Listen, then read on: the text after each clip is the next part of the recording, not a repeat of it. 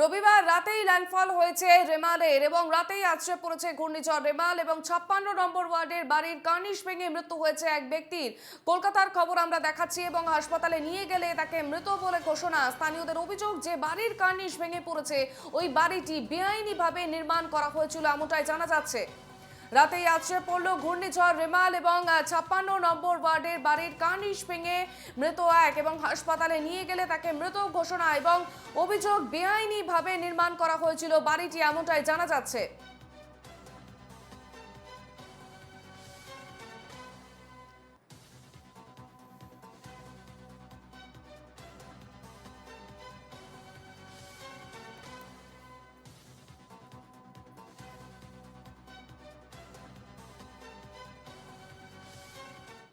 Final খেলা ছিল আমাদের ইউনো ক্লাব আছে ভিভানে সব থেকে পুরনো, ওই দিক থেকে খেলা আমরা সঙ্গেই দেখে ওইদিকে আমরা দাঁড়িয়ে আছে। ও বললো কি বৃষ্টি অনেক হয়ে গেছে, ছোট ছোট বাচ্চা আছে, আমরা যাচ্ছি বালিতে। ও সাইডে সাইডে থেকে চলে আসছিল। পাশে একটা বিল্ডিং আছে 27 বছরের পুরনো আনলিগাল প্রপার্টি, ওইটা দীপালি দাসের সেকশন পাস করার আছে, যে সিপিএম এর এ ছিল। ওইটা বিপদ বালি আছে, ওই নিচুন থেকে চলে আসছিল একটা এত বড় পাথর ঢালাই যেটা বলে সালাব সাইডে, ওইটা পড়েছিল। ওইটা ওয়েট 17 থেকে 24 কেজি ওয়েট, ওর মাথায় পড়েছে, এত বড় ফেটেছে। সঙ্গে সঙ্গে ওইদিকে পড়েছে। আমরা সব বন্ধু মিলে তুলে নিয়ে যাচ্ছিলাম এনআরএস মেডিকেল কলেজ। ঢুকেছি যেমনি ডাক্তারবাবু দেখে পালস চেক করেছে, বলছে কি আপনারা আসার একটু লেট হয়ে গেছে। সেই সময় সঙ্গে সঙ্গে ডেড স্পট। প্রতিনিধি রয়েছেন রক্তিমা দাস। রক্তিমা, যেমনটা আমরা শুনলাম যে 56 নম্বর ওয়ার্ডের এই বাসিন্দা এবং 27 বছরের পুরনো এই বাড়ি ছিল এবং আনলিগাল প্রপার্টি বেআইনিভাবে নির্মাণ করা এমনটাই জানা যাচ্ছে এবং তার মধ্যে ঘূর্ণিঝড়ের এই দাপট।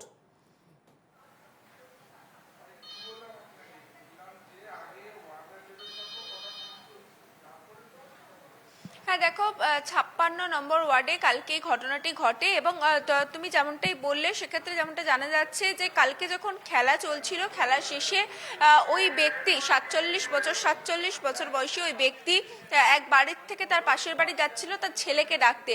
সেই সময় কিন্তু তার মাথায় বাড়ির কার্নিশ ভেঙে পড়ে এবং সেখানেই ওই ব্যক্তির মৃত্যু হয়েছে। যেটা জানা যায় যে তাকে তার বাসিন্দারা নিয়ে গিয়ে এনআরএস হাসপাতালে যখন ভর্তি করানোর জন্য নিয়ে যায়, চিকিৎসকরা তাকে কিন্তু মৃত বলে ঘোষণা করেছে। এবং দেখো, বারবার কিন্তু এই বিষয়টা উঠে এসেছে। তুমি জানো কালকে মেয়র ফিরহাদ হাকিম তিনি নিজেও অনেকবার বলেছেন যে বিপজ্জনক বাড়ি থেকে এড়িয়ে থাকতে। সেক্ষেত্রে এই গোটা বিষয়টি নিয়ে তিনি দুঃখ প্রকাশও করেছেন এবং মানুষের মধ্যে যে সচেতনতা আসছে না সেটা নিয়েও তিনি ক্ষোভ প্রকাশ করেছেন। অর্পিতা। রক্তিমা,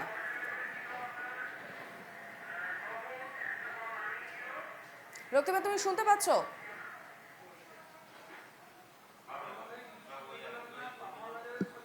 রক্তিমা, কলকাতার একাধিক জায়গায় জলমগ্ন পরিস্থিতি এবং সকাল থেকে আমরা যেমনটা জানি যে বিপর্যয় মোকাবিলা টিম নেমে গিয়েছে এবং জল সরানোর জন্য দ্রুততার সঙ্গে কাজ করছে, সেই ছবিটা ঠিক কিরকম দেখতে পাচ্ছ?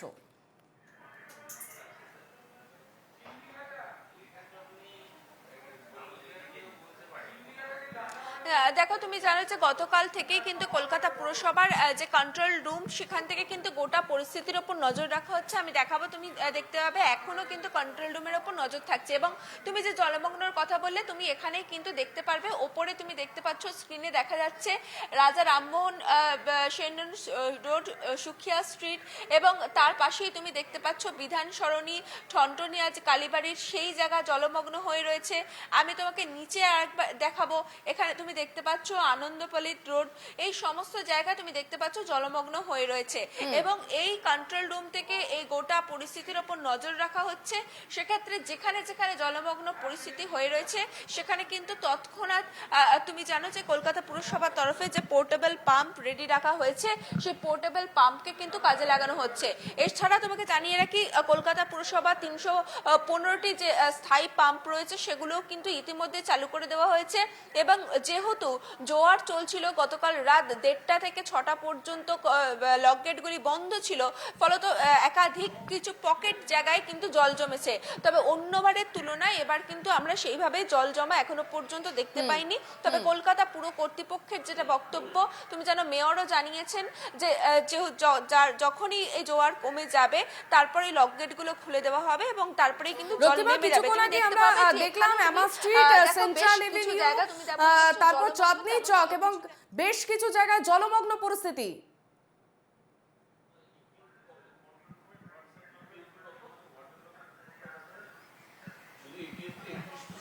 হ্যাঁ একদমই, দেখো তোমাকে সেটাই আমি বলছিলাম যে কলকাতা পুরসভার তরফে যেটা বলা হচ্ছে যে সমস্ত জায়গা তুমি এখানেও দেখতে পাবে, তোমাকে যেমনটা আমি দেখাচ্ছিলাম আর একবার তোমাকে আমি দেখাবো, উপরে তুমি দেখতে পাচ্ছ বিধান সরণি, ঠনঠনিয়া, কালীবাড়ির ওখানে রাজা রামমোহন রায় স্ট্রিট, সেখানেও তুমি দেখতে পাবে।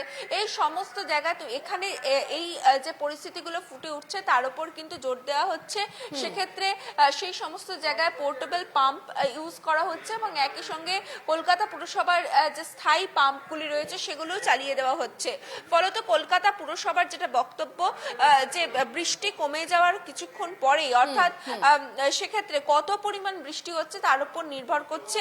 তবে আজকে গতকাল রাত পর্যন্ত যে বৃষ্টি হয়েছে সেই বৃষ্টির পরিমাণ অনুযায়ী আজকে সপ্তাহের মধ্যে প্রথম যে দিন, পকেট অর্থাৎ অঞ্চলগুলিতে প্রচুর জল মানুষ জমে রয়েছে সেখান কাজে থেকে কিন্তু জল বেরোবেন এবং নেমে যাবে, সেক্ষেত্রে ঠিক এমনটাই কত তাড়াতাড়ি পুর কর্তৃপক্ষের পরিস্থিতি বক্তব্য। মোকাবিলা করা হবে।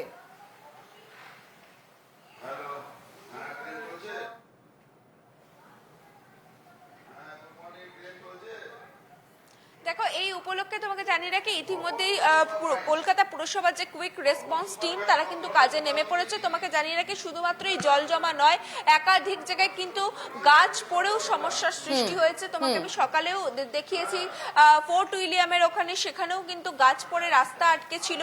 সেই সমস্ত জায়গা কিন্তু ইতিমধ্যে পরিষ্কার করে দেওয়া হচ্ছে। কলকাতা পুরসভার যে কুইক রেসপন্স টিম রয়েছে তারা সেখানে যাচ্ছে এবং সেখান থেকে গাছ কেটে সরানো হচ্ছে, যেখানে যেখানে জল জমেছে সেখানে পাম্প লাগিয়ে জল বের করার ব্যবস্থা করা হচ্ছে।